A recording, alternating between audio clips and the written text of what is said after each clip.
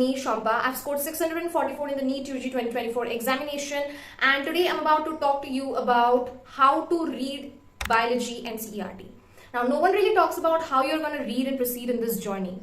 Well, in this video, I'll be giving you a detailed analysis about how you can read NCERT, and it can also be followed by any other person. This video is just one way to tell you how you can learn concepts. When I say learning, it does not include memorizing only. It includes both memorizing and understanding the concepts with an additional aspect of brainstorming as well, so that you can keep the information locked within your brain, at least till the exam. So it takes revisions, it takes readings, like properly readings, in a way so that you can manage to summarize the information into your head, you can manage to keep the information in your head for a long time.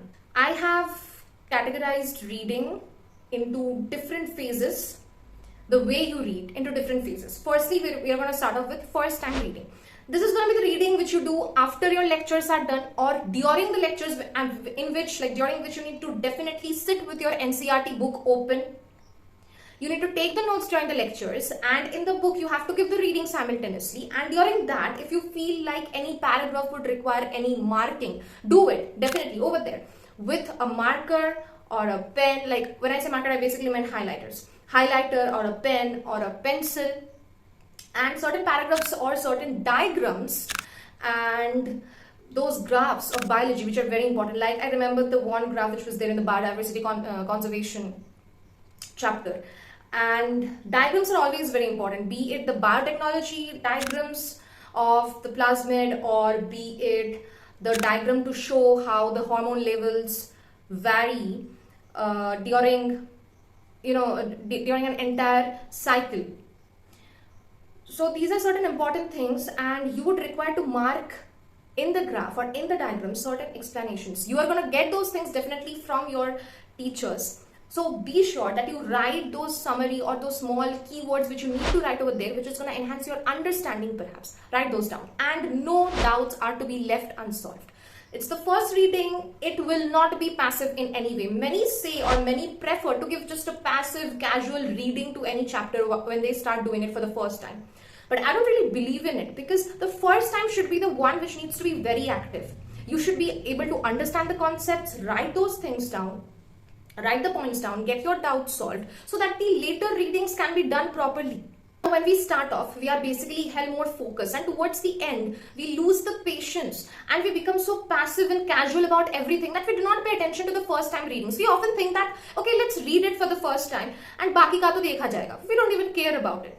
But no, as you proceed, do ensure that you have the same energy as you did and the same urge to be active in your learning process as you wanted to be since the first day.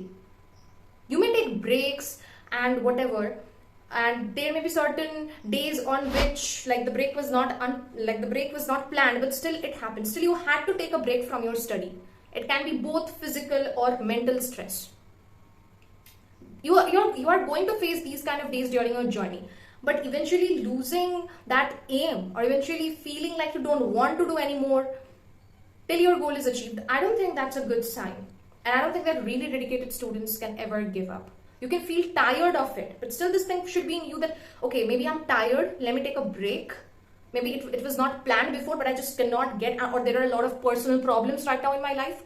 But I know, and I promise to myself that I'm going to get back to my studies after this break is over, because my goal has yet not been achieved. Now getting to the second time reading.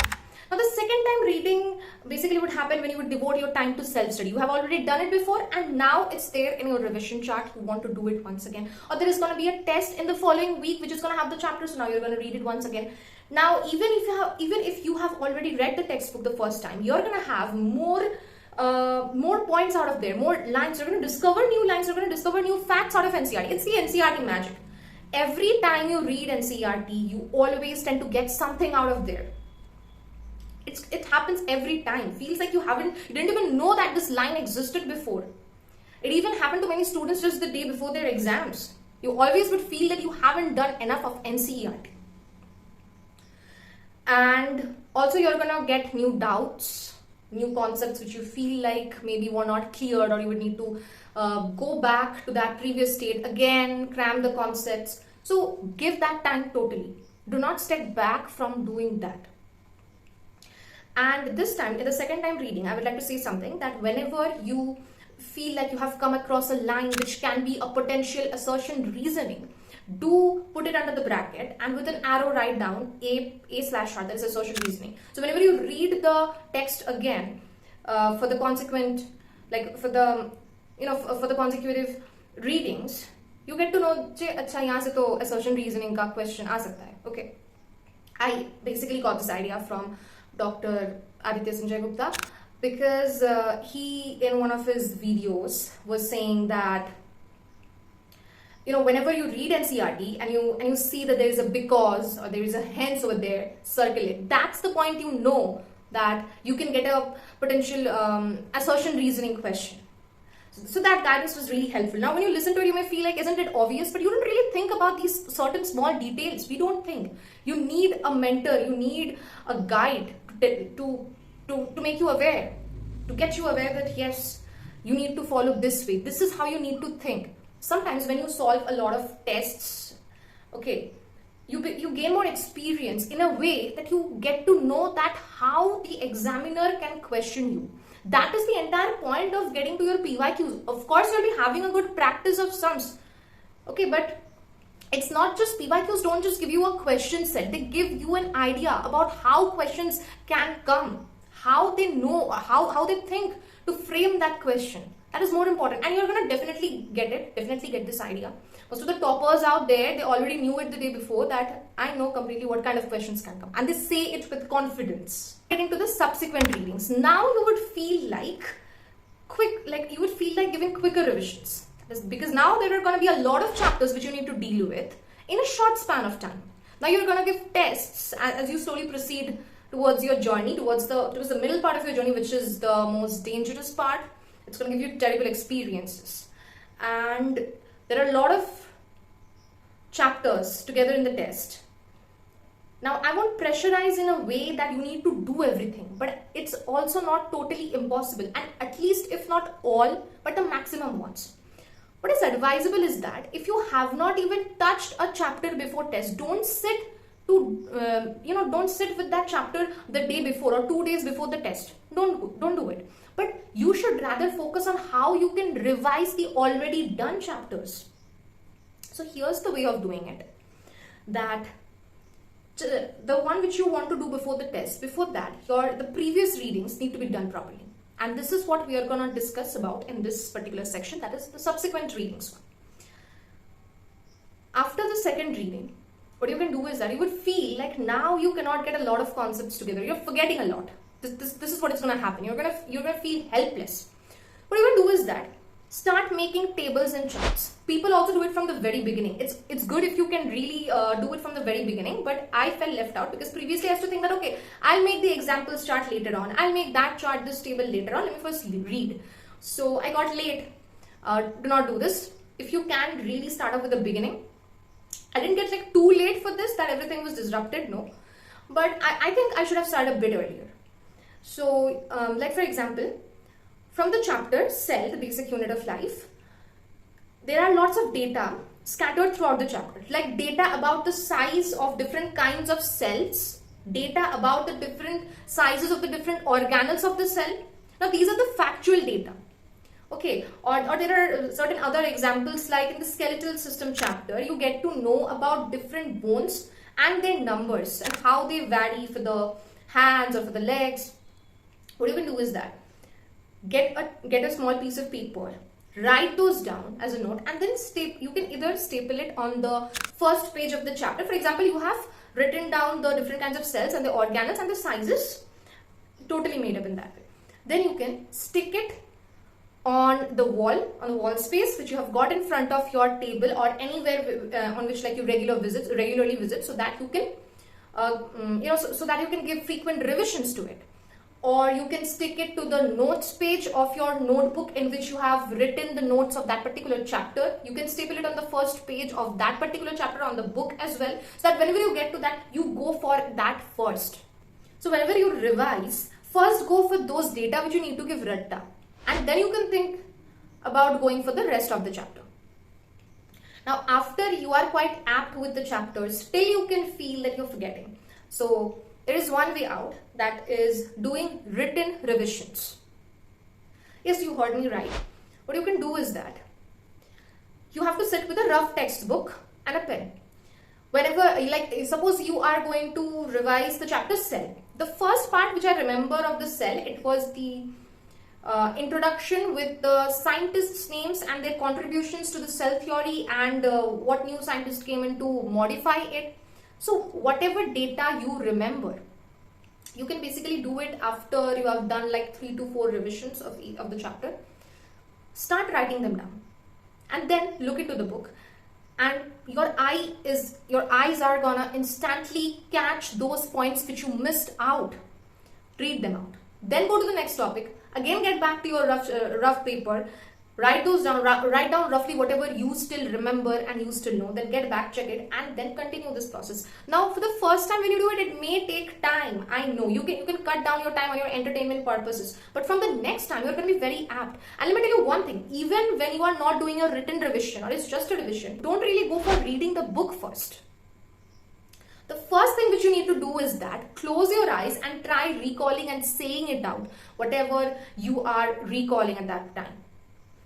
Then you open the book, find out the places you missed out, read it, and then jump to the next topic and go on like that till the end of the chapter. This is one way in which you can do it when you're like seriously preparing a chapter. You can do it, you can definitely do it quickly, and you won't face many problems like in the subsequent ones, because the first time you do it, you would feel like you really don't know a lot, even though you feel, even though you maybe felt before that you know a lot part of the chapter. But when you close your eyes and try recalling them, or when you set aside your book and start writing them without seeing the book, you feel like you actually don't know, you actually can't even remember those. It happens. So don't panic if you really cannot remember. Don't panic if you have done your revisions but still have forgotten it. It will happen. It's the part, but just do not stop. That's the motto. Don't stop. Now coming to the next part, that is reading before tests. Now trust me, if you have already read and revised 8 to 9 times each chapter, you have done revisions seeing the book, you have done revisions without seeing the book, then you have done written revisions as well, and you have also drawn the diagrams. Yeah. Now one thing which I would like to say, spare nothing. Right from the introduction to the conclusion, do everything. Do all the diagrams, read the small parts which are there below the diagrams, the small data which are there over there, and do read the summary data of biology as well. Sometimes you even tend to discover new things from there. Like I remember the one from infertility, I think. Now this fact that was given, I think a time period was given about infertility. It was not there in the main text, but it was there in the last part, in the summary part. And before the test, when you've already given so many revisions, you're not totally apt for it. Like you won't even realize, but you can now easily revise before your text. Each chapter can be done within 13 minutes. Okay. You can firstly start off with the data, the database things like the sizes or the numbers. Go for those, or the partial pressures. These are the certain fact-based data which you need to definitely remember. And when you are revising before the text in a chapter, even though you feel like you know the data or you feel like you have known enough of the chapter, you really need to skip it, don't. In case you are really falling short out of time, there's no way, then you have to write. But if you have gotten time, but still you think about skipping it just because you feel like you remember it, do not do this mistake before test.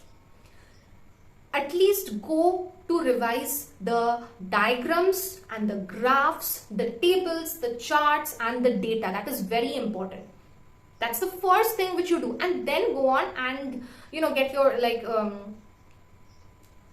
quickly give a reading, or quickly just look at the different processes, so the complex things which are there, okay, or the parts where you marked assertion and reasoning. You will figure it out yourself how you will do this quick revision before test. It comes to you naturally when you have worked hard so far. You now know how to handle yourself. Everyone will face problems which are going to be different. These are like individualistic things. And everyone would also know how to tackle and handle those problems individually. And you would always know how to handle your problems till the day you want to handle your problems, not after that. Well, so that's it for today. That's it for this video. Hope if you have reached up to this point, I hope that you have learned something. I hope that it was productive enough to dedicate this much amount of your time to listening to this video. Thank you.